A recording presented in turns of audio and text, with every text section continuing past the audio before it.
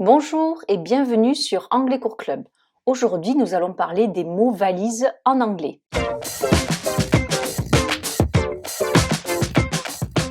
Alors, les mots valises, c'est quoi? Eh bien, tout simplement, ce sont des mots qui sont issus de la combinaison d'au moins deux mots ou de parties de mots qui existent dans une langue, de telle sorte que ça ne forme plus qu'un, avec un sens propre. Vous allez voir à travers des exemples ce que j'entends par mot valise. Pour la petite histoire, mot valise en anglais, ça s'appelle portmanteau words. Hein, donc, ouais, c'est assez rigolo puisque non, portmanteau en anglais, ça ne veut pas dire porte-manteau, mais mot valise. Ou alors English blends, du verbe to blend qui veut dire mélanger. Voyons le premier mot valise en anglais, et c'est le cas de le dire puisque c'est le mot valise. Alors, donc, le mot valise en anglais, ça se dit suitcase. Donc, c'est composé de deux mots. Le mot suit, qui veut dire costume, et case, qui veut dire un boîtier, un étui. Donc, en fait, le mot suitcase, donc qui veut dire valise, c'est le boîtier où on met le costume. Hein. Ensuite, un autre mot valise, alors qu'il est encore plus connu, c'est le mot raincoat. Hein. Raincoat, donc c'est l'imperméable. Dans le mot raincoat, vous avez rain, la pluie, et coat, le manteau, donc le manteau de pluie. Le sac à main, on le dit en anglais handbag. Donc là aussi, mot valise, puisque hand, c'est la main, bag, le sac. Et donc tous ces mots valises, hein, il n'y a même pas de trait d'union entre ces deux mots, comme hand et bag. Ils sont carrément collés l'un à la suite de l'autre et ça forme donc un sens propre. Les boucles d'oreilles, c'est earrings. Donc, on retrouve dans earrings, ear, oreille, et rings, les anneaux ou les bagues. Donc, les anneaux ou les boucles, les bagues de l'oreille. Un autre mot valise que vous connaissez certainement, c'est les lunettes de soleil, sunglasses. Sun, soleil, glasses, lunettes. Toujours dans les habits ou les accessoires, hein, on en a beaucoup en fait dans cette rubrique des mots valises. Mais vous avez le collier, c'est le lacet du cou. Necklace, hein, neck le cou, lace le lacet, necklace. Le cartable, pour aller à l'école, c'est école sac, school bag. Le sac à dos, c'est backpack. Alors, vous avez dans ce mot back qui veut dire le dos, et pack, to pack, ça veut dire faire ses bagages, faire des paquets pour les bagages. Le rouge à lèvres, c'est en fait le bâton de la lèvre, lipstick. Lip, la lèvre, stick, le bâton. Alors, un autre mot qu'on utilise aussi en français, hein, vous savez, quand on se lève tard le matin, après avoir fait la fête, par exemple, et donc on va sauter le petit déjeuner et on va faire un repas qui mélange en fait le petit déjeuner et le déjeuner. Hein, on appelle ça bien sûr le brunch. Et bien en fait, brunch, ça vient de la contraction de breakfast et de lunch. Hein, donc dans brunch, vous avez le BR de breakfast, le petit déjeuner, et le hunch de lunch, le repas de midi. Dans cette période où on travaille beaucoup à distance, vous avez peut-être déjà assisté à des webinars. Un webinar, donc ce sont des conférences en ligne.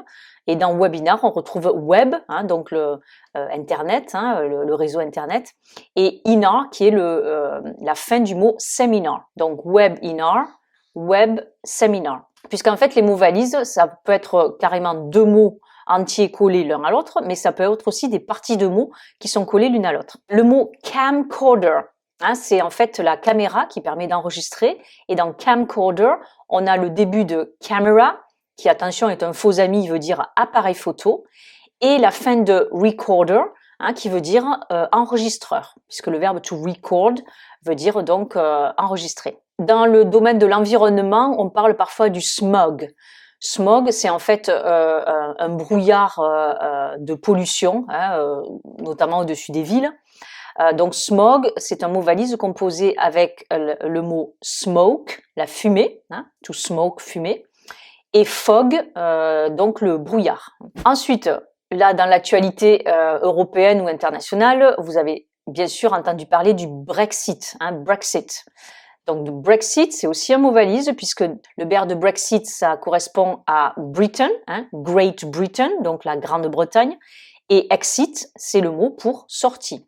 Donc Brexit, c'est la sortie de l'Union européenne par la Grande-Bretagne. On a après utilisé d'autres mots, inventé d'autres mots comme le Frexit, en pensant que la France aussi allait sortir de l'Union européenne, ou alors le Grexit, Grexit là pour la Grèce, qui sortirait peut-être de l'Union européenne. Un autre mot dont on a beaucoup entendu parler depuis notamment le confinement, c'est staycation. Staycation. Alors, c'est en fait le fait de rester chez soi pour les vacances. Donc, par exemple, d'aller visiter son pays plutôt que d'aller à l'étranger. Puisque dans staycation, on a stay, le verbe to stay qui veut dire rester ou séjourner. Et cation, c'est la fin de vacation qui veut dire en anglais américain les vacances.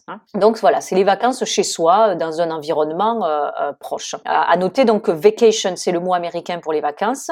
On dit en anglais britannique, vous le savez, holiday ou holidays. Ensuite, il y a un phénomène qui est assez aussi très médiatisé, c'est le cosplay. Cosplay, ce sont, vous savez, des personnes qui vont se déguiser, qui vont illustrer en fait des personnages célèbres issus notamment de dessins animés ou de mangas ou des personnages célèbres dans des films.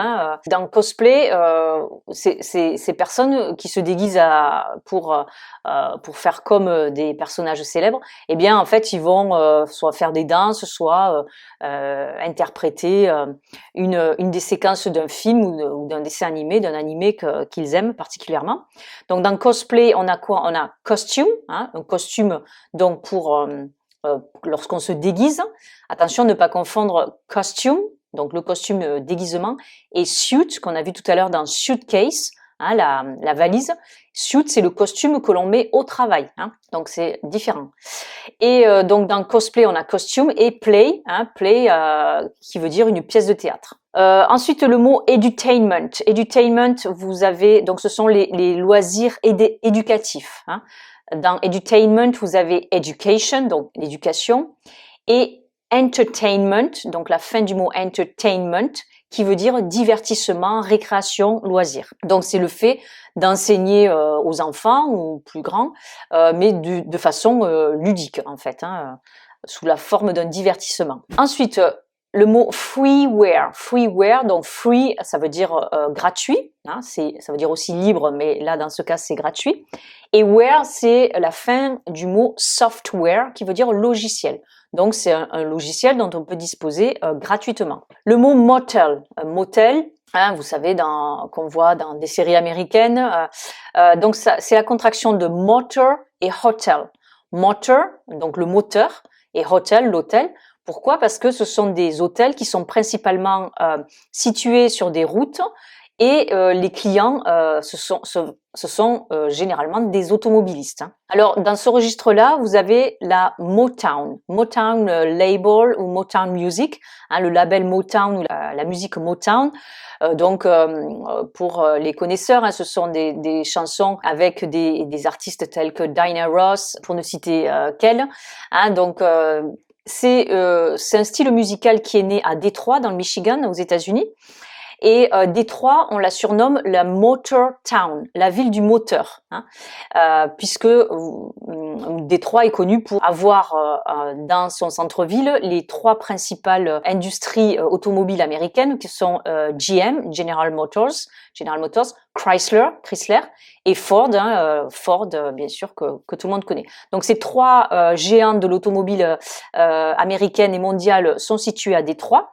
C'est pour cela que Détroit c'est devenu depuis des siècles le fief de l'automobile mondiale. Et donc on la surnomme Détroit Motor Town, la ville du moteur. Et comme le style Motown Music a été inventé et créé à Détroit, c'est pour cela qu'on a donné à ce style musical le nom de Motown. Et je terminerai par le sitcom. Sitcom, c'est en fait la contraction de situation comedy, donc c'est la comédie de situation. Donc vous le savez, ce sont des comédies souvent très humoristiques qui mettent en scène des personnages dans leur quotidien, etc. Voilà, donc là vous avez la liste des plus importants mots valises, mais sachez qu'il y en a énormément en anglais, hein, particulièrement dans cette langue. Notamment, vous l'avez vu, hein, dans les habits, les accessoires que l'on porte, et puis dans vraiment tous les domaines.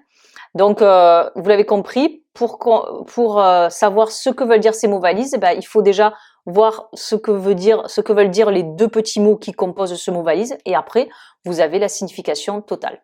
Sur ce, je vous souhaite une très bonne journée et je vous dis à très bientôt pour de nouvelles aventures sur Anglais Cours Club. See you pretty soon for a new adventure on Anglais Cours Club. Bye bye and take care.